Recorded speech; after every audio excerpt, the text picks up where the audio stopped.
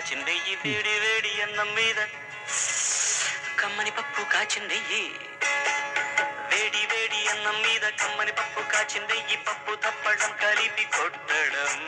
భోజనం మన భోజనం తల్లి తోడు పిల్ల మేక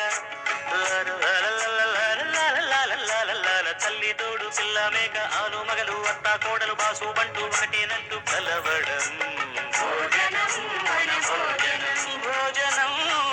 మన భోజనం